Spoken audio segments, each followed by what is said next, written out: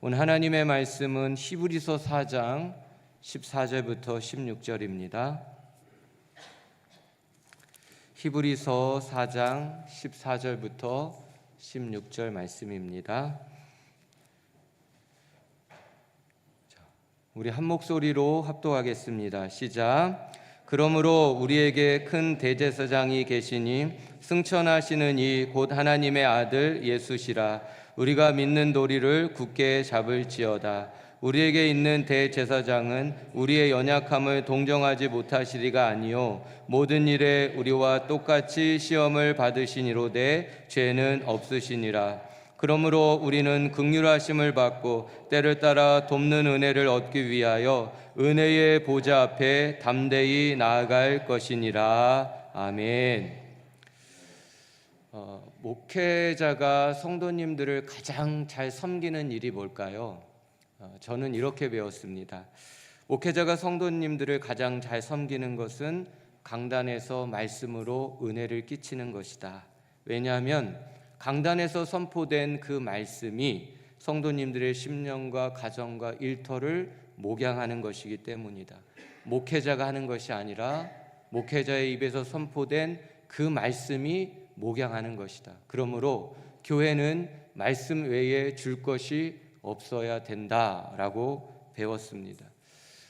송별 설교를 어떤 말씀으로 해야 될까를 생각하기 전에 이 마음이 먼저 떠올랐습니다.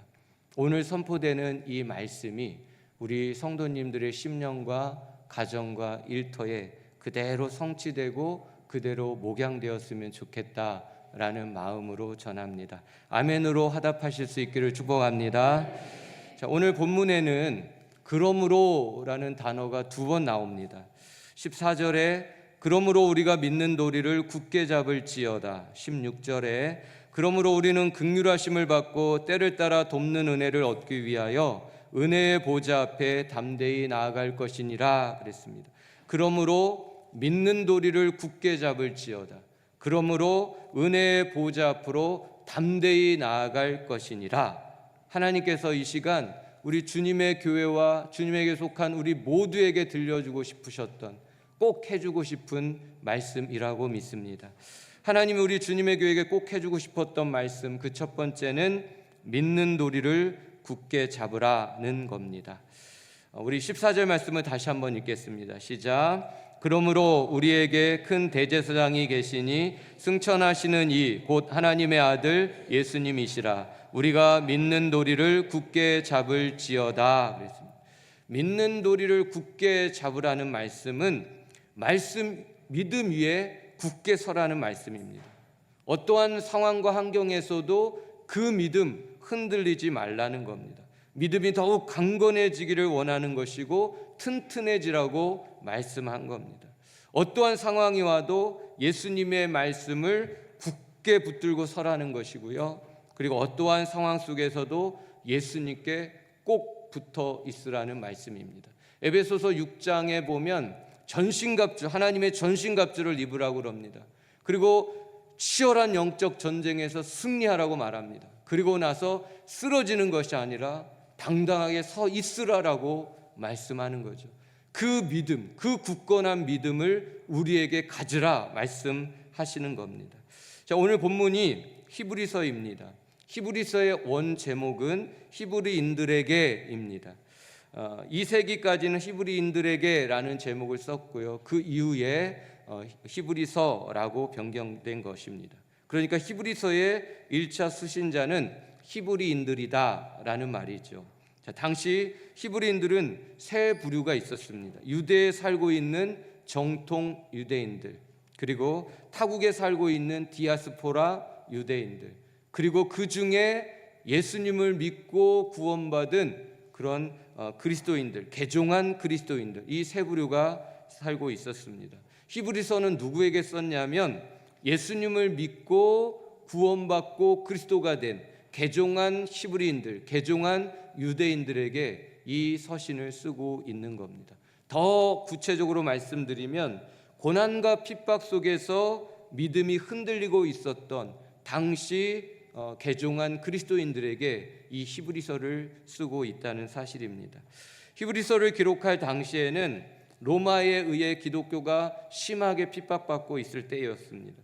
그래서 당시 그리스도인들은 경제적으로 궁핍한 생활을 피할 수가 없었습니다.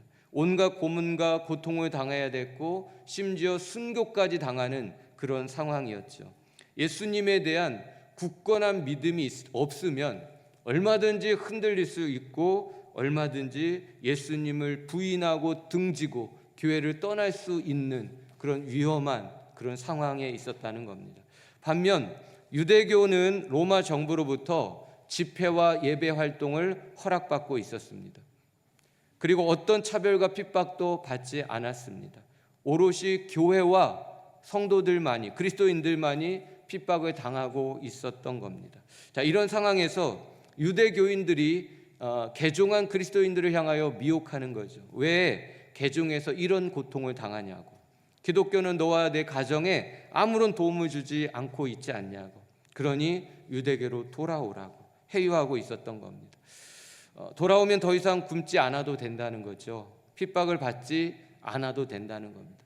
예수님을 믿으면 고난을 받으니까 고난받지 말고 예수님을 떠나라, 이 이야기로 회유하고 있었던 겁니다. 참으로 안타까운 것은 이때에 유대계에서 개종한 많은 그리스도인들이 믿음이 흔들렸다는 것이고 더 나아가 예수님을 떠났다라는 사실입니다. 천국길에서 지옥 가는 길로 돌아서게 된 겁니다. 핍박과 유혹을 견뎌내지 못하고 예수님을 떠나는 가장 불쌍한 일, 가장 불행한 일이 일어나고 있었다라는 겁니다. 고난의 무게가 있지요. 우리가 살면서 당하는 고난의 무게가 있고 특별히 그리스도인으로서 믿음을 지켜가기 위해 당하는 분명한 아픔들, 어려움들이 있습니다. 그것이 우리를 짓눌러 올 때 우리는 굳건한 믿음으로 뛰어넘어가야 되는데 그 믿음이 약해져 버리면 그 무게에 짓눌려서 가장 어리석은 선택을 하게 된다라는 사실을 보여주고 있는 겁니다. 믿음은 우리에게 영원한 생명을 주는 것 아닙니까? 믿음은 우리를 천국으로 인도하는 것 아닙니까? 그 믿음이 세상을 이기게 하는 힘이요 능력 아닙니까? 세상을 이긴 이김은 이것이니 너희의 믿음이니라 그랬습니다. 십자가 피 흘리시고 찢기시고 죽으심으로 우리에게 선물로 주신 이 믿음이 얼마나 우리에게 소중한 겁니까? 우리를 하나님의 자녀로, 우리를 천국 백성으로, 우리를 이 믿음의 길을 걷게 하며 하나님의 일꾼으로 마음껏 들여지고 쓰여지다가 주님 부르실 때 주님 품에 안길 수 있는 이 위대한 능력이 우리에게 주신 믿음이 아니냐고요. 근데 이 믿음이 상황과 사람들에 의해 흔들린다는 겁니다. 더 나아가 이 믿음을 버리는 이런 일들이 일어나더라는 겁니다. 왜 그러냐면 직면한 현실보다 예수님이 작게 보이기 때문에 그렇습니다. 고난의 현실이 예수님보다 훨씬 더 크게 느껴졌기 때문에 그런 겁니다. 골리앗 앞에 선 이스라엘 군대를 보십시오. 사울왕을 비롯해서 모든 군사들이 골리앗 앞에서 두려워하며 떨었습니다.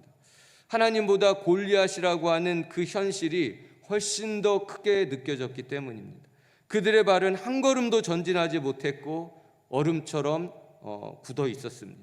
그들은 무서웠습니다. 당장이라도 도망가고 싶었습니다. 왜냐하면 골리앗이라는 그 현실이 너무나 커 보였기 때문에 그랬던 거죠. 그 마음에 예수님은, 그 마음에 하나님이 주시는 믿음은 너무나 작아져 있었기 때문에 그런 겁니다. 자, 그런데 다윗을 보십시오.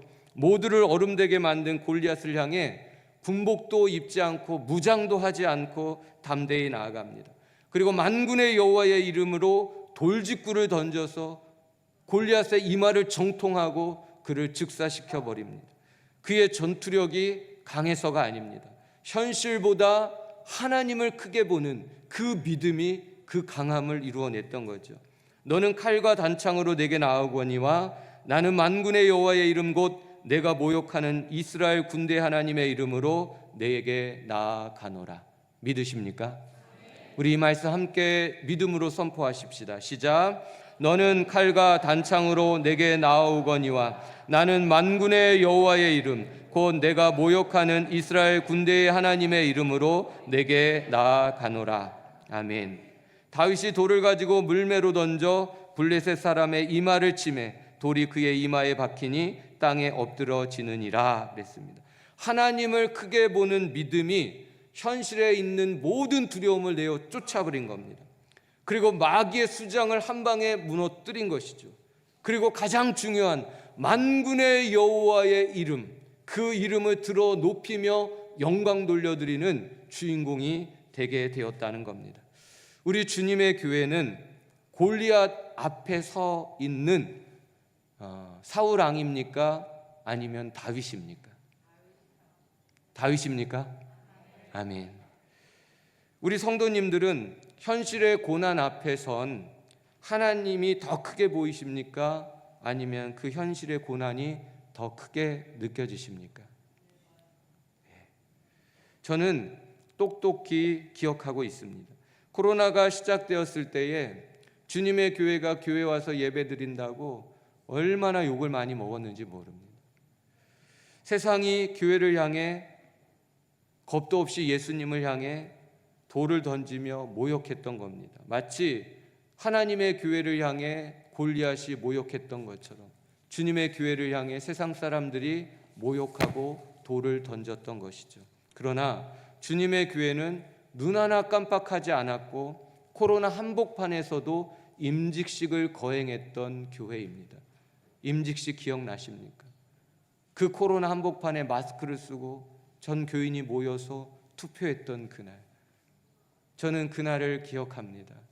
우리의 믿음 정말 대단하다 느꼈습니다. 그리고 모든 교회가 문을 열지 못했던 교회 학교의 문을 활짝 열고 자녀들을 예배드리게 했던 교회입니다. 골리앗 앞에 선 다윗처럼 하나님을 크게 보는 믿음을 가지고 세상과 맞서서 당당하게 담대하게 싸워 나갔던 교회가 우리 성도님들이 다니고 있는 주님의 교회인 겁니다. 누가 이겼습니까? 이 싸움에서 누가 이기고 누가 도망갔습니까? 다윗이 달려가서 블레셋 사람을 밟고 그의 칼을 그 칼집에 빼내어 그 칼로 그를 죽이고 그의 머리를 베니 블레셋 사람들이 자기의 용사의 죽음을 보고 도망하는지라 그랬습니다. 블레셋 사람들이 도망하느니라. 다윗의 믿음이 골리앗의 군대를 도망가게 만들었다는 겁니다. 하나님을 크게 보았던 그 믿음이 교회를 대적했던 그 어둠의 군대들을 다 내어 쫓아버렸다는 겁니다. 우리의 믿음을 흔들었던 그 현실이 있는데 그 현실의 두려움들을 이 믿음이 저 멀리 도망치게, 더 멀리 던져버리게 만들었다는 겁니다. 하나님을 크게 보는 믿음이 세상을 이기는 것이고 마귀를 이기는 것이고 그리고 우리가 승리의 자리에 있어서 하나님의 이름을 높여드리게 되는 것이죠. 어떠한 상황과 사람보다도 하나님을 크게 볼 수 있는 믿음의 눈과 그 믿음이 우리의 믿음이 될 수 있기를 예수님의 이름으로 축복합니다. 세마간 건축이 우리의 믿음을 증명하는 또 하나의 산 증거임을 기억하셨으면 좋겠습니다. 세마간 건축 시기는 코로나 때보다 경제적으로 훨씬 더 어려웠던 시기입니다. 그런데도 담임 목사님과 장로님들의 믿음으로 결단을 했고 모든 성도님들이 다 아멘으로 순종했습니다. 힘들고 어려웠지만 건축 헌금에 힘껏 동참하셨고 모든 순위, 모든 교육부서 아이들까지 기도로 이 어려운 현실을 맞섰습니다. 마지막 3번에 걸친 그 헌물 리스트는요 정말로 놀라웠고 감동이 아닐 수 없습니다. 너무 감동받았습니다. 주님의 교회는 진짜 저력이 있구나 라고 고백했습니다. 사랑하는 성도 여러분, 믿음이 사실을 이긴 겁니다. 기도가 현실을 이긴 겁니다. 믿음의 순종이 현실의 골리앗을 쓰러뜨린 것이고 하나님의 임재와 영광이 가득한 승리의 세마간을 이 땅에 우뚝 세워놓은 것인 줄 믿으시기 바랍니다. 우리의 자녀들이 다 보았습니다. 미랄교회 성도님들도 다 보았습니다. 지금 그 안에서 다음 세대가 하나님의 말씀을 배우고 있습니다. 미랄교회 성도들도 하나님을 예배하고 있습니다. 누가 이긴 겁니까? 불가능해 보이는 그 현실이 이긴 겁니까? 아닙니다. 하나님을 크게 보는 우리의 믿음이 이긴 겁니다. 믿음의 기도, 믿음의 순종, 믿음의 헌신, 이것이 불가능해 보이는 그 현실을 능히 이겨내는 승리의 권세였던 것이죠. 하나님은 오늘 주님의 교회를 향해 이렇게 선포하십니다. 그러므로 믿는 도리를 굳게 잡을지어다. 그러므로 믿는 도리를 굳게 잡을지어다. 눈앞에 펼쳐진 우리의 현실이 아무리 힘들고 어려워도 그 소중한 믿음 잃어버리지 말라는 거예요. 믿음의 길에서 절대로 떠나지 말라는 거예요. 눈을 들어 주님을 크게 보라는 말씀입니다. 우리 성도님들 중에 가끔 사업에 어려움이 있다라는 이야기를 들을 때마다 가슴이 참 아픕니다. 더욱 주님을 애타게 찾고 간절히 신앙하는 그 가정에 어려움이 오면 정말 더 마음이 아픕니다. 그 성도님들을 생각하면서 오늘 이 말씀을 또 준비했습니다.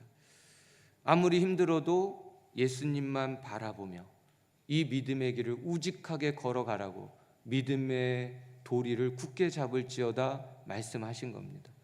예수님 손 꼭 붙잡고 세상을 이겨내고 죄를 이겨내고 미혹을 이겨내고 주님 가신 이 길을 온전히 끝까지 따라가라. 이 가는 길에 절대로 곁눈질도 하지 마시고 믿음으로 끝까지 승리하라고 믿음의 도리를 굳게 붙잡으라고 말씀하신 것이죠. 어떻게 하면 믿음의 도리를 굳게 잡을 수 있을까요? 히브리서 3장 1절에 보면 그러므로 함께 하늘의 부르심을 받은 거룩한 형제들아 우리가 믿는 도리의 사도이시며 대제사장이신 예수를 깊이 생각하라. 그러므로 우리에게 큰 대제사장이 계시니 승천하시는 이 곧 하나님의 아들 예수님이시라. 우리가 믿는 도리를 굳게 잡을지어다 그랬습니다. 어떻게 흔들리는 우리의 믿음을 굳게 잡을 수 있습니까? 예수님을 깊이 생각하라고 말씀하는 거예요. 예수님을 깊이 생각하라. 예수님을 깊이 생각하면 흔들리다가도 우리의 믿음이 다시 붙잡아지게 된다는 겁니다. 예수님이 어떤 분이신지를 묵상하면서 알게 되면 믿음의 도리를 더 굳게 붙잡을 수 있게 되더라는 겁니다. 예수님이 어떤 분이라고 소개하고 있습니까? 14절에 우리에게 큰 대제사장이 계시니 승천하시는 이 곧 하나님의 아들 예수님이시라 그랬습니다. 예수님은 우리에게 큰 대제사장이다 라고 소개해 주신 겁니다. 대제사장은 라틴어로 다리를 놓다라는 뜻입니다. 하나님과 우리 사이에 다리가 되어주시는 분, 우리 구간 이 예배당과 우리 신관 세마관을 다리로 연결하듯이 그 다리 역할을 하시는 분이 우리 예수님이시라는 겁니다.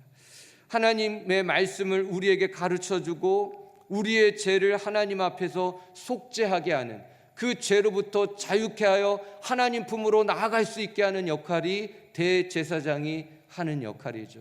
그러니까 우리가 하나님 품에서 살 수 있도록 만들어주시는 분이 예수님이라는 겁니다.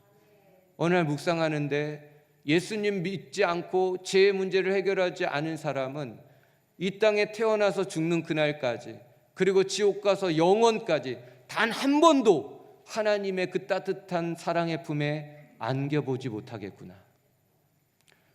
우리가 아무리 힘들고 어려워도 주님 사랑의 품에 안겨서 주님이 내 이름 한 번만 불러줘도 우리는 다 녹아지지 않습니까?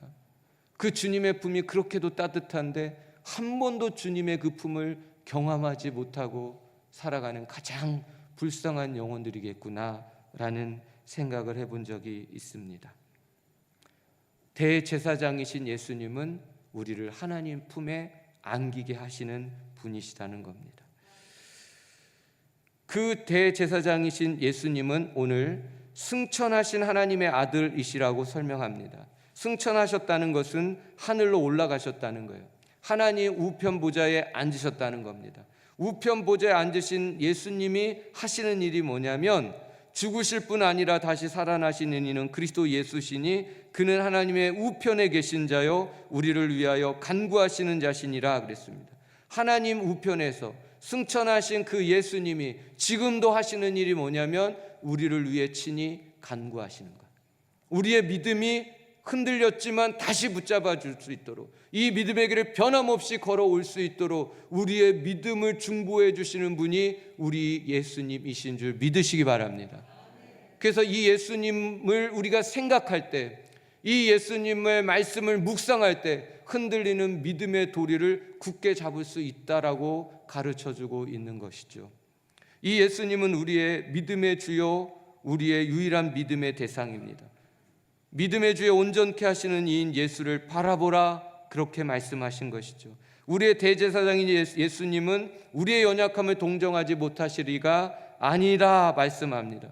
우리의 연약함을 다 알고 계시고 우리를 동정해 주시는 분이 우리가 믿는 예수님이라는 거예요. 죄는 없으시니라. 예수님은 죄가 없는데 우리는 죄 많은 인생이라는 겁니다. 그러므로 우리는 긍휼하심을 받고 때를 따라 돕는 은혜를 얻기 위하여 은혜의 보좌 앞으로 담대히 나아갈 것이니라. 우리는 긍휼이 필요한 사람들이고 또 우리는 은혜가 필요한 사람들인데 그 긍휼과 은혜를 주시는 유일한 분이 우리 예수님이시라는 겁니다. 사랑하는 성도 여러분, 하루에 예수님 몇 번 생각하십니까? 하루에 예수님의 이름 얼마나 부르십니까? 유튜브 보면 시간 가는 줄 모르지만 하나님 말씀 펴놓고 주님을 묵상하는 시간은 얼마나 되십니까? 우리의 흔들리는 믿음을 굳게 붙잡고 주님 만나는 그날까지 갈 수 있게 만드는 유일한 능력이 예수님의 말씀, 그 예수님을 묵상하고 그 예수님을 믿고 만나는 은혜인 줄 믿으시기 바랍니다. 그래서 예수님을 많이 부르셔야 돼요. 저는 개인적으로 새벽 기도에 나와서 주님 하고 부를 때가 제일 마음이 평안합니다. 그래서 새벽 기도하지 않고 하루를 살 자신이 이제는 없어졌습니다. 저는 아침잠이 굉장히 많은 사람이에요. 얼마나 심각하게 저를 느꼈냐면 군대 2년 2개월 복무하고 제대한 그 다음 날 10시에 일어났어요. 그러면서 저를 보고 깜짝 놀랐습니다. 와, 어떻게 2년 2개월을 아침에 6시에 일어났는데 10시에 일어날 수 있을까? 그만큼 저는 아침잠이 많은 사람입니다. 근데 새벽 기도가 참 힘들었겠죠. 근데 지금은 물론 일어나는 건 힘들지만 새벽에 나와서 주님 하고 부르면 그날을 살 수 있을 것 같아서, 그래서 그 시간이 좋습니다.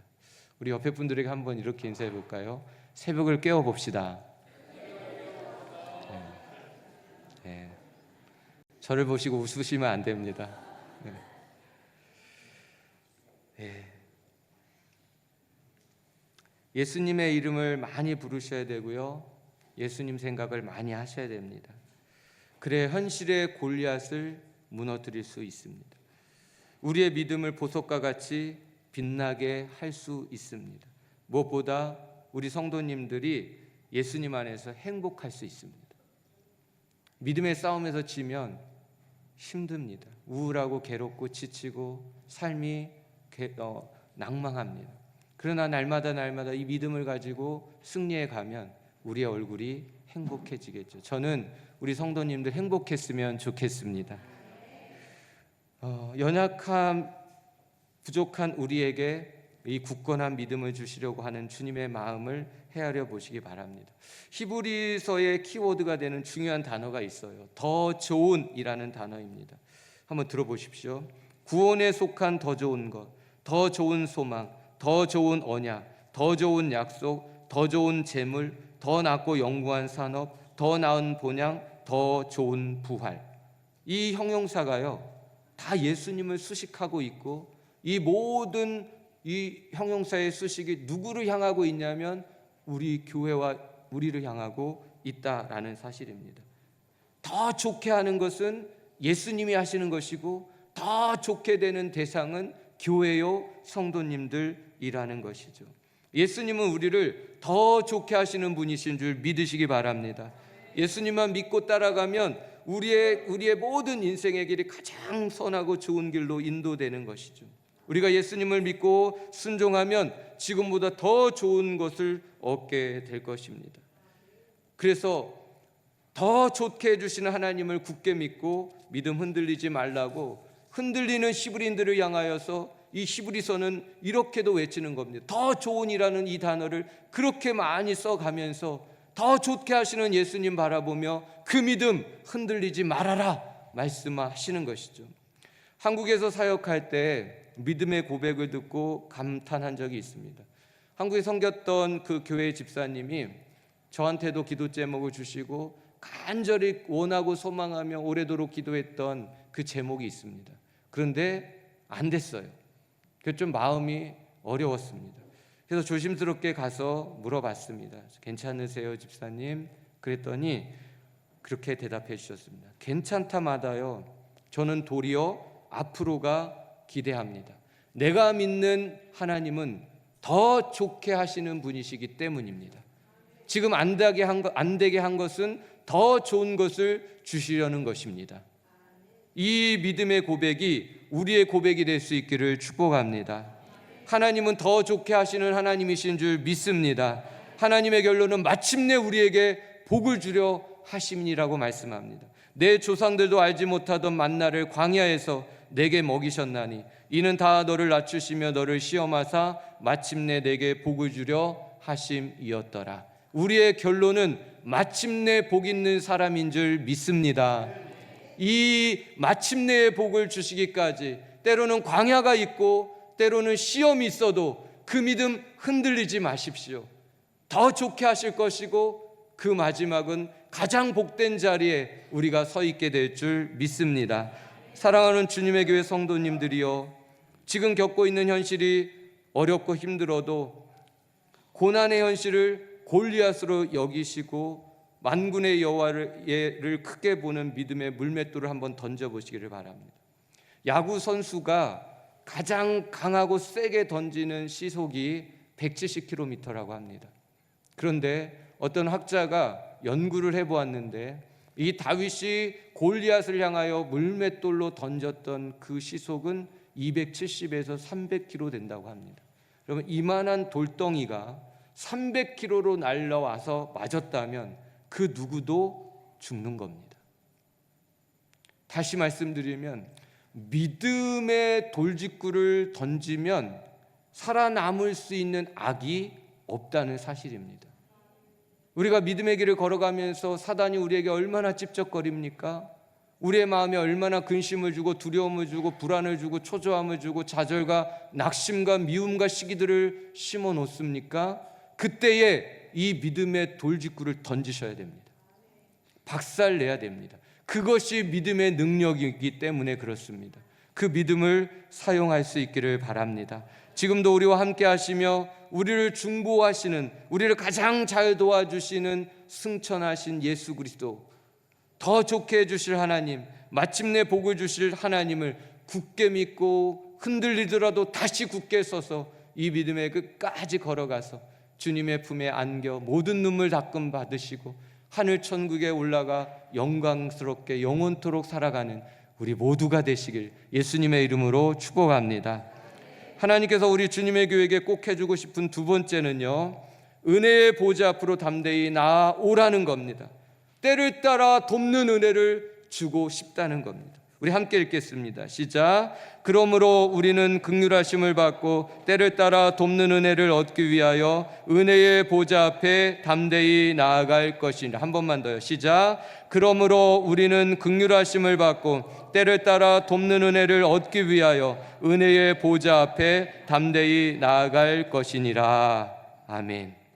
은혜 없이 살 수 있는 사람은 이 땅에 아무도 없습니다.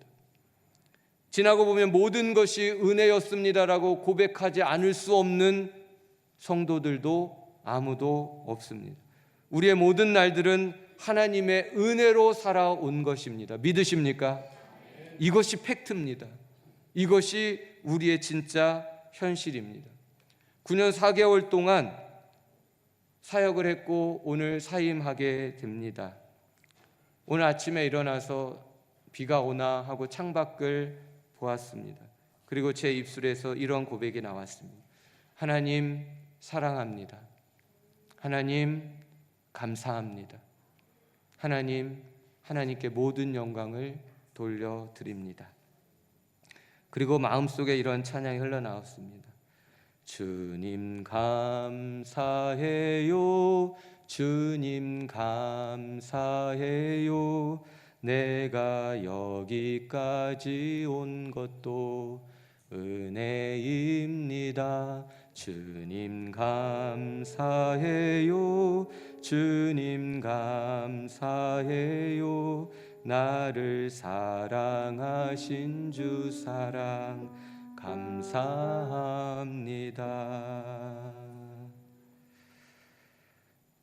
억지로 만들어낸 고백이 아니고요, 마음속에 흘러나오는 고백입니다. 정말 주님을 사랑하고 주님께 너무 감사하고 그 모든 영광을 돌려드리고 싶은 거죠. 우리는 어떤 존재입니까? 믿는 도리를 굳게 잡으라는 이 말씀 속에는 우리는 얼마든지 흔들리는 자들이라는 거죠. 우리의 대제사장이신 예수님은 우리의 연약함을 동정하지 못하시리가 아니다라고 말씀한 것은 우리는 정말로 지극히 연약한 존재라는 것을 주님이 다 아신다는 겁니다. 예수님은 우리와 똑같이 시험을 받으신 이로되라고 말씀하셨던 것은 우리는 시험에 자주 빠지는 시험 맞는 자들이라는 것도 알려주고 계시죠. 죄는 없으시니라. 예수님은 죄가 없은데 우리는 참 죄 많은 인생이라는 것도 말씀해 주시는 겁니다. 그러므로 우리는 긍휼하심을 받고 때를 따라 돕는 은혜를 얻기 위하여 은혜의 보좌 앞으로 담대히 나아갈 것이니라. 우리는 긍휼을 받아야만 살 수 있고 우리는 은혜로만 살 수 있는 존재라는 겁니다.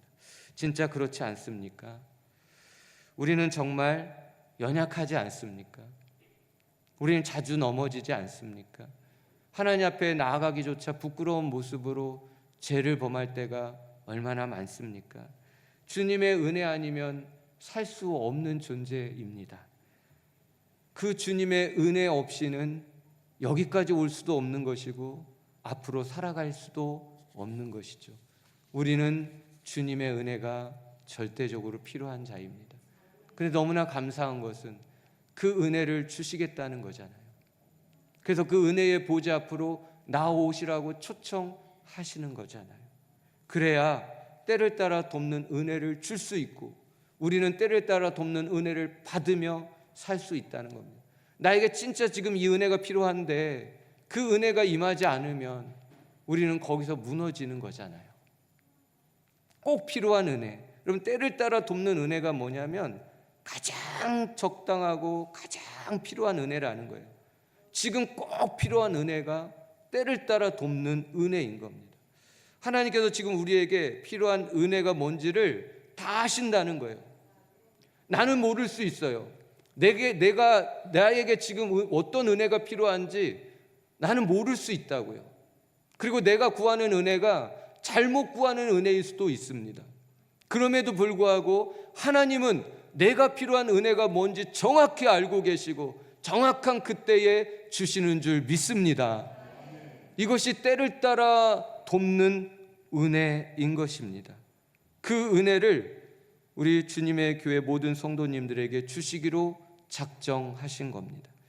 그래서 이 은혜 한 분도 빠짐없이 다 받으실 수 있도록 오늘 사임하는 마지막 날 저에게 이 말씀을 들려주고 있는 거죠. 믿으십니까? 우리 주님의 교회에 하나님이 은혜를 주시고자 작정하셨음을 믿으십니까?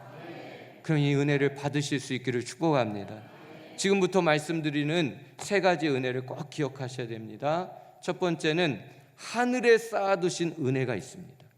하나님께서 하늘에 쌓아두신 은혜, 우리 함께 읽어볼까요? 시작. 주를 두려워하는 자를 위하여 쌓아두신 은혜, 곧 주께 피하는 자를 위하여 인생 앞에 베푸신 은혜가 어찌 그리 큰지요. 그랬습니다. 하나님께서 하늘에 쌓아두신 은혜가 있답니다. 이 은혜를 누구에게 베푸시냐면 주님을 두려워하는 자, 곧 주께 피하는 자라고 말했습니다. 그러니까 이 은혜를 누구에게 베푸냐면 지금 급한 일을 당했거나 그래서 내 힘으로 아무것도 할 수 없는 그 사람에게 이 은혜를 비축해 두었다가 꼭 필요한 그때에 내려주시는 하늘의 은혜라는 겁니다. 탕자와 같은 사람에게 주시는 은혜죠. 지금까지 하나님 앞에서 잘한 게 하나도 없습니다. 잘못만 했습니다. 하나님 앞에 감히 나아갈 수도 없는 그런 자입니다. 그럼에도 불구하고 주님께 피함으로 인해서 그 피할 때 하나님이 특별한 은혜로 하늘에 쌓아두었던 그 은혜를 내려주시는 겁니다. 묻지도 따지지도 않고 값없이 그 은혜를 베풀어 주기 위해서 하늘에 쌓아두신 은혜가 있다라는 거죠. 어려운 일 당할 때 받아야 될 은혜가 바로 이것입니다. 내 힘으로 아무것도 할 수 없을 때 구해야 되는 은혜가 바로 이 은혜인 겁니다. 하늘에 쌓아두신 은혜는 이런 사람을 위해 하늘에 준비해 놓은 은혜이기 때문에 그런 것입니다. 그거 아십니까?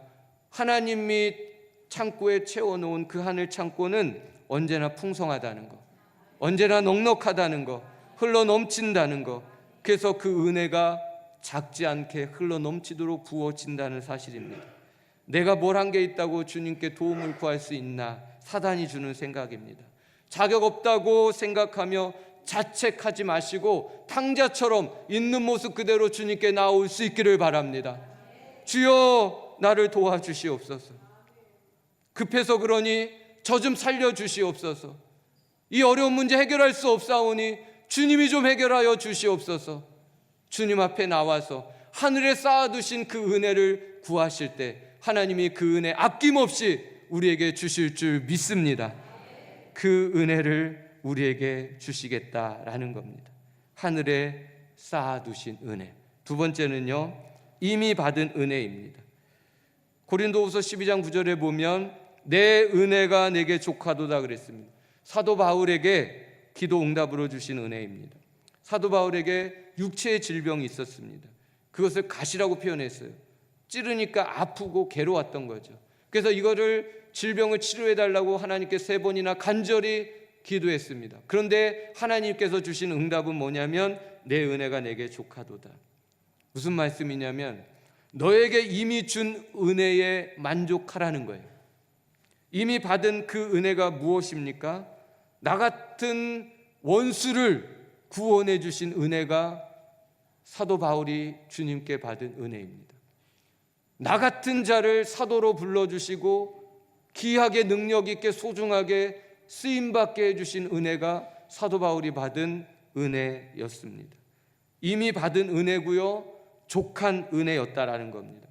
이 은혜를, 이미 받은 이 은혜를 잃어버리지 않고 그래서 겸손할 수 있다면, 하나님을 더욱더 의지할 수 있다면, 그래서 그 은혜 때문에 주님께 늘 감사할 수 있다면 병을 고침받는 것보다 더 소중하고 큰 응답이 네 은혜가 내게 족하도다 라는 응답이었다라는 겁니다. 이미 받은 은혜, 이것이 우리에게 있는 거죠. 바다 같은 주의 사랑을 우리가 받았습니다. 파도처럼 매일 매순간 밀려오는 은혜가 우리에게 주신 하나님의 은혜입니다. 우리가 어떠한 죄를 범했을지라도 파도와 같은 주님의 사랑, 그 십자가 밑에 엎드려 회개하고 돌이키면 언제든지 언제 그랬냐는 듯이 씻어주시는 은혜가 바다 같은 주의 사랑이요 주님의 은혜입니다. 강물 같은 은혜를 우리에게 늘 주시지 않습니까? 내 힘으로 절대로 할 수 없는 그 일을 주님의 능력과 은혜로 해낼 수 있게 만드시는 하나님의 은혜가 아닙니까? 가만히 생각해 보면 은혜 받을 자격이 없죠. 사랑받을 자격도 없습니다. 그것이 저와 우리 성도님들의 본 모습 아닙니까? 그럼에도 불구하고 아낌없이 사랑해 주시고 은혜 베풀어 주시는 그 주님의 은혜, 그 사랑을 어떻게 저버리고 주님을 등지고 세상을 향해 나아갈 수 있냐고요. 그저 감사해야 되죠. 더욱 주님을 의지하죠. 주님의 고난에 참여하는 것을 마땅하게 여기며 아낌없이 마르고 닳도록 내게 주신 인생을 주님을 위해 헌신하고 드려지며 쓰임받는 것이 우리의 모습이어야지 않겠느냐는 겁니다.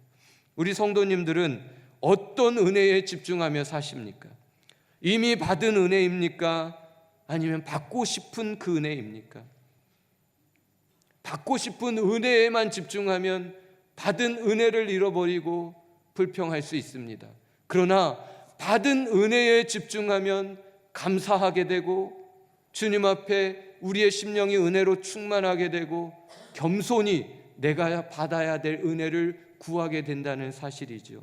사랑하는 성도 여러분, 우리는 이미 많은 은혜를 받은 자인 줄 믿습니다. 그 은혜를 잊지 말고 그 은혜를 헤아리며 감사하며 찬양하며 더 큰 은혜를 소중하게 구하고 나눌 수 있는 우리가 됐으면 좋겠습니다. 자, 마지막으로 한 가지 더는 다가오고 있는 은혜입니다. 우리를 향해 다가오고 있는 은혜. 우리 함께 읽겠습니다. 시작. 주께서 일어나사 시온을 긍휼히 여기시리니 지금은 그에게 은혜를 베푸실 때라 정한 기한이 다가오미니라 그랬습니다. 주님이 하늘 보좌에서 일어나실 때가 있답니다. 언제냐면 정한 기한이 다 차서 은혜를 베풀어야 될 때 하늘 보좌에 앉아 계시던 주님이 벌떡 일어나신다는 겁니다. 누가 이 은혜를 받을 주인공이냐면 하나님께서 긍휼히 여기시는 성도래요. 하나님께서 긍휼히 여기는 성도, 교회입니다. 바로 우리 주님의 교회가 이 다가오고 있는 은혜 안에 있다라는 사실입니다. 1년 넘게 건축 기도회를 섬겼습니다. 참 감사했습니다. 기도하면서 받은 은혜가 얼마나 많고 기뻤는지 모릅니다. 이 시간 다 그 이야기를 할 수도 없겠죠. 그러나 제가 끝까지 기대하며 붙들고 있는 기도 제목 하나가 있습니다. 새마강 건축을 통해 교회와 가정과 일터가 복을 받게 하소서. 저는 이 기도 제목을 붙들고 있습니다. 그리고 기대합니다. 하나님께서 우리 주님의 교회와 성도님들에게 어떤 은혜를 주실까? 어떤 복을 주실까? 이거를 늘 사모하고 있습니다. 어느 날은 기도하는데 엄청난 은혜의 댐이 있는 거예요. 근데 그 은혜의 댐을 언제 열까? 주님이 세어보고 있는 것이 느껴졌어요. 그 댐이 언젠가 열리겠구나. 그 은혜의 댐이 열리면 우리에게 그대로 강물처럼 흘러 넘치겠구나 생각한 적이 있습니다. 지금이 그때인 줄 믿습니다. 아멘이십니까? 이 은혜를 받으셔야 됩니다. 이 은혜는 어떻게 받을 수 있냐면 16절에 은혜의 보좌 앞에 담대히 나아갈 것이니라. 은혜 보좌 앞에 담대히 나가셔야 받습니다. 은혜의 자리, 은혜 받는 자리에 없으면 절대 못 받습니다. 은혜 보좌 앞에 담대히 나아간다는 것은 아무 자격도 없는 죄인이 예수님의 십자가 보혈 의지에서 하나님께 나오는 것, 이게 은혜의 보좌 앞으로 담대히 나오는 겁니다. 혈루증을 앓았던 여인이 예수님의 옷자락만 잡아도 나올 것 같은 그 믿음으로 사람들이 뭐라 하든 상황이 어떻든지 가는 예수님을 향하여 나아가는 그 간절함, 이것이 은혜의 보좌 앞으로 나아가는 그 자세인 것이지요. 오늘 말씀을 맺겠습니다. 그러므로 우리가 믿는 도리를 굳게 잡을지어다. 그러므로 우리는 긍휼하심을 받고 때를 따라 돕는 은혜를 얻기 위하여 은혜의 보좌 앞으로 담대히 나아갈 것이니라. 이 말씀을 붙잡으시기 바랍니다. 이 말씀을 마음에 새길 수 있기를 바랍니다. 믿는 도리를 굳게 잡으라. 은혜의 보좌 앞으로 담대히 나아가라. 그러면 나를 위해 지금도 중보하고 계시는, 나를 하나님 품으로 인도하시는 대제사장이신 예수님을 만나게 될 것이고, 나를 더 좋게 하시는 주님, 마침내 내게 복을 주시는 그 주님의 은혜를 받게 될 줄 믿습니다. 하늘에 쌓아두신 은혜, 이미 받은 은혜, 우리를 향하여 다가오고 있는 그 은혜의 주인공이 되시기를 축복합니다. 바다 같은 주의 사랑이 경험될 것이고 강물 같은 주의 은혜가 우리의 것이 될 것입니다. 남은 삶, 은혜의 보좌 앞에 담대히 나아가셔서 한량없는 때를 따라 돕는 그 은혜를 받으시고 날마다 은혜로 굳건한 믿음으로 승리해 가실 수 있기를 예수님의 이름으로 축복합니다. 할렐루야. 40대를 주님의 교회에서 보냈습니다. 한국에서 올 때에 많은 성도님들이 저에게 그랬습니다. 목사님 개척하시면 엄청 잘하실 것 같아요. 담임 목사님 빨리 되셨으면 좋겠어요. 이런 얘기 진짜 많이 들었습니다. 그때는 제가 그럴 줄 알았습니다. 근데 우리 주님의 교회 와서 9년 4개월 담임 목사님께 목회자 사관학교를 훈련받고 나서 그것이 아니었구나라는 것을 정말 깨달았습니다. 그때 목회를 시작했다면 큰일 날 뻔했다라는 생각을 했습니다. 담임 목사님께 정말 감사해요. 훈련해 주시고 가르쳐 주신 것. 웬만한 목사님들은 목회 잘 안 가르쳐 주고 이거 해라 저거 해라 그런 일들만 시킵니다. 근데 우리 목사님은 사역에 대한 거 한 10분 하면 목사님은 이렇게 된다는 걸 30분 말씀하시는, 목회 전반적인 것들을 하나하나 조목조목 사랑으로 가르쳐 주신 목사님 때문에 제가 스마랑 한인교회도 갈 수 있었다고 저는 생각을 합니다. 목사님께 너무 감사합니다. 제가 한 번 더 1부 때도 인사드렸는데 2부 때도 한번 인사드리겠습니다. 목사님 감사합니다.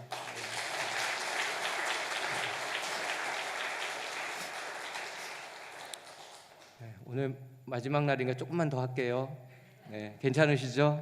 네. 제가 주님의 교회 처음 왔을 때 저 뒷자리에서 주님 저 여기 왔습니다 라고 기도했을 때 주님이 저에게 이 마음을 주셨습니다. 담임 목사님을 많이 도우라 그랬습니다. 그러면서 이제 시간이 지나가면서 이런 생각을 많이 했습니다. 제가 담임 목사님을 잘 돕고 있는 게 맞을까? 지금 잘하고 있는 게 맞을까? 그러면서 수없이 갈등이 있었습니다. 내가 사임하는 것이 목사님을 도와드리는 거 아닐까? 이런 생각을 한두 번 한 적이 아닙니다. 그럼에도 꾸역꾸역 여기까지 와서 장수 부교육자가 됐는데요. 잘 도와드렸는지 모르겠습니다. 네. 주님의 마음으로 애쓰고 힘썼던 것 같습니다. 그리고 우리 장로님을 비롯해서 우리 여기 계신 성도님들을 진심으로 많이 사랑합니다. 예전에 처음에 왔을 때는 되게 낯설고 어렵고 그랬어요. 외롭기도 하고. 근데 지금은 그냥 눈빛만 봐도 좋고 그냥 뭘 부탁해도 다 이해할게요 해서 사역도 많이 수월합니다. 그런데 또 낯선 땅에 가서 새로운 분들을 만나고 또 부교육자로서 담임 목사님의 그늘 아래 있는 것도 아니고 맨 앞에 서서 그 사역들을 하려고 하니까 좀 두려움도 있고 깝깝함도 있고 어떻게 해야지 이런 생각도 듭니다. 근데 그때 예수님이 이런 마음을 주셨습니다. 내가 함께 간다. 내가 너를 통해 말씀을 전할 것이고 그 말씀으로 통치할 것이다. 그래서 저는 이렇게 기도합니다. 하나님 말씀으로 통치해 주시옵소서. 그러면서 한 가지 구하는 것은 순종하기를. 하나님의 말씀이 임해도 사람 눈치 보고 상황 보면 순종이 잘 안 되잖아요. 그래서 순종할 수 있게 해달라고 기도하고 있습니다. 배운 만큼 누가 되지 않도록 주님의 교회의 부교육자로서 스마랑의 교회에 가서 잘 섬기고 좋은 소식 보내드릴 수 있도록 기도해 주시면 감사하겠습니다. 네, 기도하겠습니다. 하나님 사랑합니다. 고맙습니다. 주님께 모든 영광을 돌려드립니다. 오늘 주셨던 이 말씀 하나님 하나도 버려지지 않도록 공중에 사라지지 아니하도록 우리 주님의 교회와 우리 성도님들의 심령에 새겨지고 심겨지도록 그래서 이 말씀 그대로 되기를 간절히 원하오니 믿음 위에 굳게 서게 하시고 때를 따라 돕는 이 특별한 은혜로 매일 행복하게 감격하며 승리하며 세상을 이겨가며 하나님의 나라 멋지게 이루어가는 우리 주님의 교회와 모든 성도님들 다 되게 하여 주시옵소서. 건강하시기를 원합니다. 영육간에 강건하시기를 원합니다. 언제나 주님밖에 사랑받고 또 칭찬받고 챙김받는 사랑스러운 우리 성도님들 다 되게 하여 주옵소서. 믿고 감사드리며 예수님의 이름으로 기도드립니다. 아멘.